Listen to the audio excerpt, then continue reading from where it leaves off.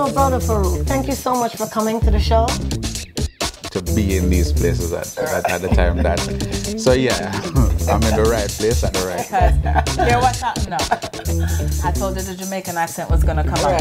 I'd love to be able to name all the bands, and I can't. But I know I'm gonna miss. You've been called selfless, you've been called kind, loving, all kinds of stuff. We know you're passionate about. Talk about your little 10-month-old son. Yeah. Talk about that, your pride and joy, of course. I love my son. His name is Jawari, and he was born on Christmas Day. He's wow. Welcome to PEP Talk. I'm your host, Rosie Parke, and I'm so delighted to have this special guest with me this evening. Her name is Cen'C Love. And if you don't know who Cen'C Love is, by the time I'm done talking to her, you're going to probably have a little bit more information than you wanted. So she is in the area. She came for an event, and I just happened to snag her, and now she's in the hot seat. Blessed Love. Thanks for having me. Welcome. All right, so the first question we want to know, Cen'C Love. Obviously, that's not your government name. Oh, you know that. I mean, come on. Tell me about Cen'C Love. What does that mean? And then if you'd like to tell us your real name. Well, my real name is Njeri. Njeri? Right. Livingston is my surname. And Cen'C Love, well, Cen'C actually became my nickname in college because I had a clothing line that I called Cen'C, and it was on my business card. So people start calling me Cen'C because that's the only name that was on the business card. Right. So that's how it became my nickname then. And, you know, Cen'C was the name of the brand because of what Cen'C represents, high grade. Okay. So Cen'C Love is high grade love. So do people think of you as a pothead because you have a name like Cen'C? Yes, but most people look at me and they say, no, so you're not smoking. Your eyes are too clear. Your eyes are too clear, you know. You don't look like you're high. Okay, and so your last name is Livingston. Livingston, yes. Where did you get that name from? From my dad. Who is your dad? Never Livingston. Oh, who is Never Livingston? The people that want to know, who is Never Livingston? Bunny Wailer. Bunny Wailer. Wailer, the living legend. The living legend. In case you didn't know who Bunny Wailer is, I'm not going to tell you because you can just Google that. Yeah. But so Cen'C, tell me about being the daughter of such a living legend. How has it been for you, you know, school-wise, that kind of thing? Well, in school, I grew up with dreadlocks. So most people would see me and just wonder who is it that just because I had dreadlocks and then I, you know, I always had a level of pride. So it's not like I had, because back then too, you know, sometimes it's a stigma. It just kind of clear up with everyone growing locks. But back then it was like, you know, you have locks. People used to say to me sometime, I didn't know Rasta go school. You know, when I went to Meadowbrook High School, they're like, I never know Rasta go school, because I was like, it was just me and then a sister of mine who I went to prep school with. We were the only 2 students with dreadlocks in the entire school and in the entire history of the school. Right. So, you know, it was like, you know, I had to answer that question a lot. Right. So sometimes that came up, I would say who my dad is, but most times I tried to keep it secret because you have to deal with a whole heap of things with that. Right. If I'm broke, they're going to say, oh, you're broke. I'm Bunny Wailer. Right. So, so I did keep it secret a lot. I have friends who just recently find out that Bunny Wailer is my dad. Wow. So what about siblings? You have other... yeah, I do have, well, you know, the Wailers thing go. No. How the Wailers thing go? You don't know Bob Marley thing go? Yeah, but tell me about the Bunny Wailer thing. Same kind of thing. Okay. But I do have siblings that I grew up with, that we grew up in the same house. And we all have that same kind of vibe where we don't really brag about, you know, who our dad is, but who know.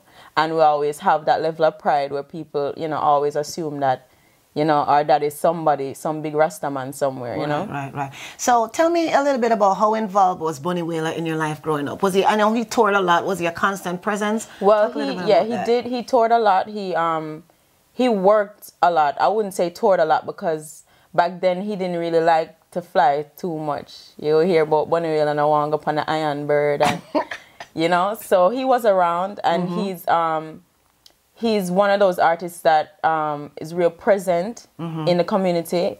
So a lot of people know him and a lot of people, they came around us. You know, we had a lot of people that came around because of him. Right. So he was, even when he wasn't there, he was there. because people come on behalf of him or come to us because we're Bunny Wailer's kids. Right. But physically, yes, he was there, and he played a big role in our lives. I mean, as far as the foundation, as far as the roots and culture, as far as consciousness, as far as love. Right. You know?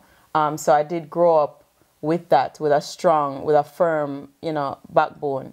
But, you know, like any artist, and then Rastaman, like the wind, you know, they're here and then they're not here and then they're there, you know, but he was definitely present. Okay. You know? And so tell me a little bit about, you know, your school life. I read somewhere that you were trained, and tell us about that part. I went to school. I grew up in Jamaica. I went to prep school in Jamaica, and it was a very cultured school as well.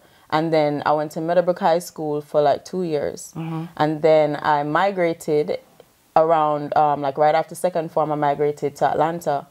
And that's where I attended a performing arts school called the Cap School of the Arts in Atlanta. I was trained in classical music, dance, drama. It was a whole 9 yards, because that school, they train everybody to be a triple threat. You know, they don't really, even if you come there with one talent, they always try to develop any other talent that you might have any interest in. So when you went to that School of Performing Arts, were you thinking in the back of your mind that you wanted to be a recording artist? Were you thinking that? No. So what were you thinking when you went there? Well, I went there because I didn't want to go to a regular high school. Okay. So it was a magnet school, but then, you know, it's performing arts, and I've always been expressive. So, you know, it was the best school for me. But even then, you know, I didn't think I would be a recording artist. And then I had classical training, and my teacher, Dawn Marie Virtue James, she, I wanted to be like her. Like, once she was my teacher, I said, all right, I'm going to be a classical singer. I'm going to be an opera singer. And she was like, forget it. And I was like, why? My voice isn't good enough? And she was like, no, it's not that. Wow. They don't get paid. Oh. So, you know, so I kind of Lego that. When did you decide that you're going to Lego that and embrace this? Well, I graduated I went to that school for 4 years. I graduated and I started attending Georgia State University. And I just could never, I was undecided for 2 years. I couldn't find anything interesting because I was trained in the performing arts for 4 years. So after 3 years, I dropped out. Unfortunately, to my mom. To me, it's great. I mean, right. The social life was really good. I met a lot of good people, and people that I still work with, because the producer of my latest album, I met there, and we were classmates there. But I couldn't, you know, I couldn't go on. You couldn't go on. So I mean, you grew up, you're Bunny Wailer's daughter. Obviously, you knew at an early age-ish that you had a voice and you could sing. So when did you realize that you wanted to be a singer? What age were you? I was about 18, around when I cut my locks, actually. You cut your locks, and then you get the burst of inspiration. And then, kind of. So kind of backward, you know, yeah, as Rastas would say. No, well, it to me, the way it worked out in my life is I grew up with the locks, so I had that strength, right? Because it's a strength when you have locks, and certain people don't even approach you when you have locks, you know, back then at least. Yeah, especially back then. Yeah, especially back then. So, you know, I grew up with a firmness, with a militancy, you know. So, you know, by the time I was 18, it's like I'd already been groomed in that, you know, that consciousness. So it was like time for me to go, you know, into the world and, you know, learn some new things and do something right. Exactly. So did you miss the locks? I mean, I do, but I don't. It's like every day when I feel my hair, I don't remember how the locks felt. Right. You know what I mean? It's life, it's change. And maybe one day I'll grow them again. But I like flexibility, because even when I had my locks, I used to brush out the front. Okay. And I've, you know, sexy hairstyle. All right, so we're going to take a short break, and when we come back, we're going to delve a little bit more into this musician's life, some of her influences, and she says she has a very special performance for us that she's going to do on camera. Can't wait for that one because she does play the acoustic guitar. So stick with us. Don't go anywhere. Again, you're watching Pep Talk, and we're talking to Cen'C Love today.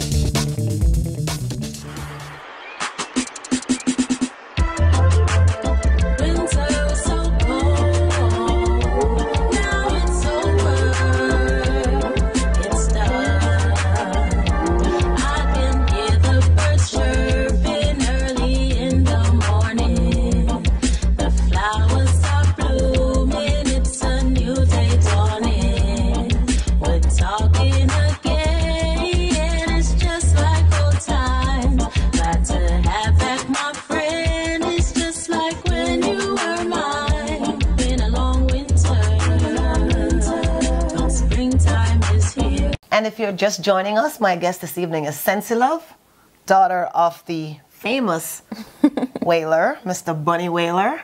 And prior to the break, she spoke about, you know, growing up, going to a performing arts school, and how she found her niche and decided that she wanted to be a singer. When I got my first guitar, that's when I really started. When did you get your first guitar? I got my first guitar actually before I graduated high school. And that's when I started playing. But I still didn't think I wanted to be an artist. But that's when I started to develop, you know, that's when I started to compose a lot more. And who gave you your first guitar? A friend of mine, a friend of the family, Ozai. I'm have to big up Ozai. Ozai. He just, well, one day he came to the house and I told him, I expressed to him how much I wanted to play the guitar because I used to play the piano. But, you know, it wasn't, yeah, I would play more classical stuff. I'd make stuff up as well, but it wasn't. Once I got the guitar, I realized that this is where the real power is, you know. And I told him, I said, I want a guitar and I want to learn to play the guitar. And so I bet you next time I come and bring a guitar. Wow. So I was like, yeah, right. I didn't even, that was the first time I met him actually, but, you know, our family, my mom and his mom are friends.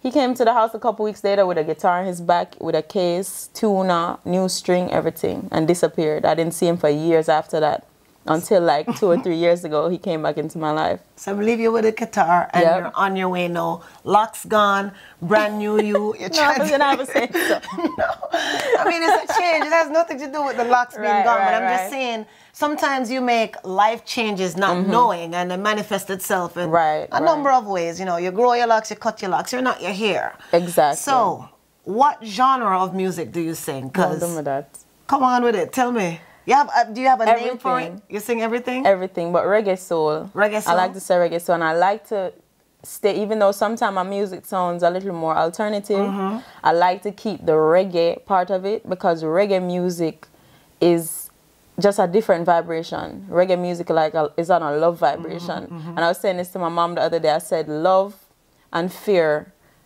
you know, they vibrate at different frequencies, and reggae music vibrates on a love frequency. So I like to keep reggae in anything that I do as a foundation. Okay, and so you have this classical background. Right. Talk about some of your influences, musical influences. I grew up listening to a lot of Wailers, of course, but original Wailers, like Wailers that you don't even hear, you know? I grew up listening to a lot of that. And then a lot of Bob Marley by himself, and then a lot of Bunny Wailer by himself, and a lot of Peter Tosh by himself. And then everyone else, Gregory Isaacs, Steel Pulse, Black Uhuru, a lot of roots reggae is in the background. Then now you have Nina Simone, Billie Holiday, and then more recently, once, you know, I got into myself, the Erykah Badu time came around. So, you know, I love Erykah Badu, you can't tell. Yeah, I can tell. So those are the influences that you draw from when you do your music. And do you write your own music? Yeah, I do write all my own music. But the thing is, just being around certain people, sometimes, you know, just spending time at, you know, a friend's house or your parents' friend's house, you hear different music. You have different experiences, and all of that influence, you know, my creations. So I can't really say this one person or that one person or three people. It's so much, you know, it's far and wide. So, I mean, are you the only child of Bunny Wailer that's now a performing artist that you know about? Yes, that's popular, because I have, well, my brother, he has talent. You know, he writes really well. And then I know of another sister of mine. We didn't really grow up together, but I know of her who is also a singer. So I just, you know, once me bust out, put a long train coming. Right. Yeah. So tell me a little bit about how, was it a pressure for you to live up to the Wailer's name? You know, your Bunny Wailer's daughter, do something. You know, the Marleys have them clan, you know, Morgan Heritage. Right. Queen Ifrica, all of those people. How did you feel coming up with all of that? Well, growing up, I kind of shied away from it. I tried to stay away from it. You know, just, I don't know, it just kind of was a little intimidating. And then, you know, it was just so many other things that I was interested in. Still am. You know, I thought I would just be a fashion designer and that would be it. Or I'd be, I mean, I do so many things. But, I mean, once I decided that this is what I'm doing and people hear me and people say, wow, you know, I'm like, oh, maybe it's something there, you know? So I never really had that pressure, you know? I never felt like, oh God, you know, like once I decided that's what I'm doing, because what I'm doing is so different from, you know, even the Wailers. The sound is still there and the quality is still there, but it's a different vibration, you know? Okay. So what year exactly did you put out your first CD? When was that? I haven't put out an LP as yet, but my father produced an album with me in 2006 called Save the People, and we did that at Tough Gong in Jamaica, but it has yet to be released. Wow. But I have an album now. You do? Yeah. Tell me about that. That album, the name of it is Love Letter. And it's more, I like to call it a collaboration, because a friend of mine who I went to school with, who I went to Georgia State with, he produced it, and he's really good. He's an artist as well. He writes, but he more make beats, you know, make rhythm.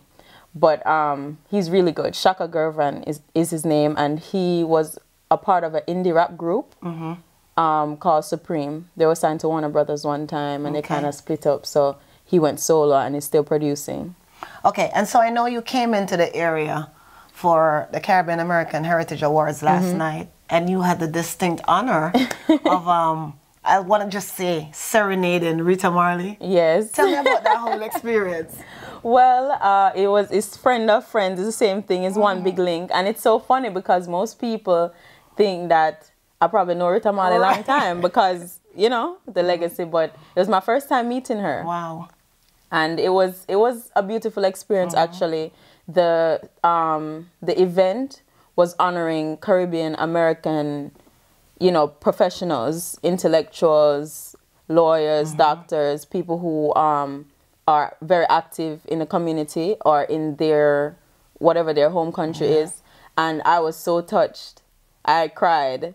Wow. Yeah, I had to leave to take a little white break. You were touched about the whole thing, or I was just touched? Your performance? No. Before my performance. Okay. Because I didn't really know what the event was. Yeah. I just thought they were honoring Rita Marley, and I was just going to sing two tunes, and that was it. But when I was there and I saw just the achievements and the struggle and the overcome and all of that, it just really moved me, you know, and it just made me proud of Caribbean people, of, you know, black people in general, of African people in the diaspora. I was just so touched. I was moved. So by the time it was time for me to go, you know, pay my tribute, I was excited. Okay. Yeah. You were going to say nervous. No, I was nervous before. Okay. But once I cried and I connected with what's really going on, I was very excited and honored to do that. It's a powerful event. They've been doing it now for 18 years. And so, see, I didn't know what I signed up for, really. Well, now I do. No, you do? Yeah. So we probably look forward to see you coming back. Yes, and I look forward to coming back. Okay, definitely. So you promised that you're going to play something for us. Well, I want you to get the guitar that you got as a present. Well, this isn't the one I got. Well, it's funny, I got this as a present as well, but from my cousin Andrew Tosh. Oh, okay. He brought this back. Peter Tosh, son, yes. Yeah, he brought it back from Brazil the other day. So it's kind of new, you know?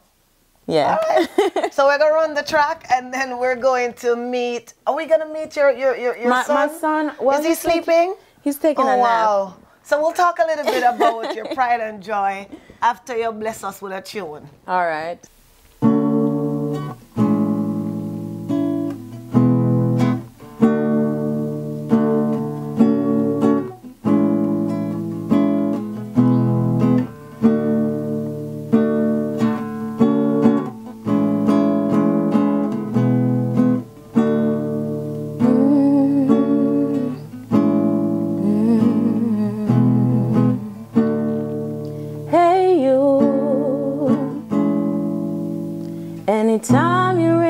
space, I'm in the mood. And every time I hear your bass, it vibrates in my womb. You are a shooting star that never burns out. You make me feel like I'm on the inside of the moon. You're like a million pages illustrated, and I'll stay up all night and all day to read you, baby. You don't have to ask, I'll give it all. I'll give it all to you. Hey, you. I'll forgive it to you. That was pretty awesome. Thank you. Almost brought tears to my eyes, seriously. Really? Voices, no, for real. Your voice is pure. I love the way you handle the guitar and Thank you. Tell me about that. Who is the you? Boy, there's nobody specific. It's for all lovers. You know, it's the feeling that you get when you're in love. Like, it's just otherworldly. It's like in a day, I say, in the moon or in another place, you know, that vibe. You feel it in your womb. In your womb. Yeah. How long did it take you to write that song? Oh, it was one of those one-day songs. It was a magic song, so it just came. Yep. So do you have any special hey yous in your life right now? Okay. Don't do me that. Ask her again. So you having a special hey you in your life? My bolipa especially. Okay. All right, so I just want to talk Never about see that one coming. okay. I want to talk about a special hey you that's a special to you in a different way. Let's talk about your little 10-month-old son. Yeah. Talk about that. Your pride and joy, of course. I love my son. His name is Jawari, and he was born on Christmas Day. He's extra special. He's so special. And he's so beautiful, his spirit. He loves everybody.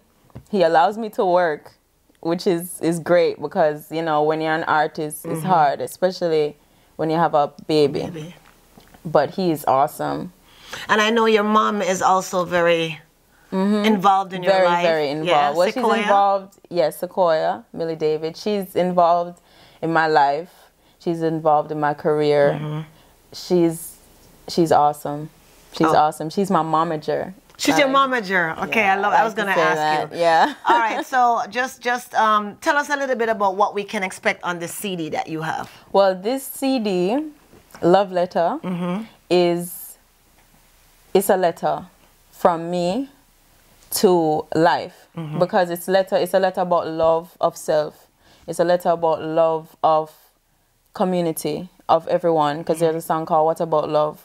You know, we get so caught up in the physical things, in the cars and the rims and the bling bling and all of that, that we forget what the whole purpose of us being here is, and that's to love.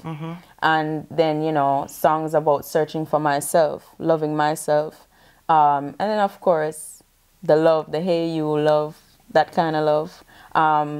Yeah, every aspect of love, it touches on it, and you know, we have the weed tune on the album, so you have to have the sense of tune. But it connect to love again, because it's about when you're depressed, about falling out of love or your loved one run gone, and sometime you just suffer, you know? Okay. I'm just real. My name is Cen'C, so I'm just being real. Nothing wrong with that. So, have you collaborated with anybody on this album in terms of doing songs with anyone? No, this album was very in-house, because I recorded this album right after I gave birth. Okay. We completed the album in April of this year, and we just did it just like that. Yep. Okay, well, you know, but I do look forward to collaborating, you know, so I don't want nobody to feel like I'm the type of artist that is all to myself. No, I have collaborated before, and I've collaborated with Andrew Tosh, my cousin. I've done stuff with my dad as well, and I have a lot of artist friends who I'm looking forward to collaborating with as well. Okay, so one last question: what can we expect from Cen'C Love going forward? More love. More love. More and more. Can't done. High grade love. Can't done. Okay, and again, if people need to reach you online to see your songs and get your album. Google Cen'C Love. It's spelled CEN''CLOVE. Google me. Google That's what I like baby. to say. Because, yeah, everything's online. If you don't know who someone is or what something is, you just Google it. Google me. So Sensei, I know you do a lot of different styles. So apart from the love tune, you say you have a mix-up tune where you want to give me a piece of... I have a mix-up tune. All right, run it then. All right, the name Casanova. Right. So you know where I'm going. Exactly. For all of the man them who think them get way. You know, get to it. And this is online. I have a video for this one. You can find it on YouTube. You're working, you're always working. I think you're really lurking in the middle of the night, telling me lies like you think this is a joke thing. Looking at my eyes and tell me why. You run up in a slimmers and you run up in a chubby. Dig out Nicky belly, no, you want to put it on me. No, no, nookie, nookie. Cause when you're not with me, me no know if you are strapped with Casanova. Where you gonna go tonight? Where you gonna go tonight? Cause you mash up your love life. Where you going cause you ain't coming over? Where you gonna go tonight? Where you gonna go tonight? Cause you mash up your love life, yeah. But I'm not gonna say nothing too tough about Casanova. If you want to hear the rest of the verse, them like she said. No, the second verse, mother, so check it out online. Hey, the second verse, mother. Mother. So check it out online. Google her, Cen'C Love, spelled C-E-N 'C Love. More love we're doing. Thank you so much for coming. Thank you for having me. Thank you. Blessed love. Until next time, we'll see you on Pep Talk.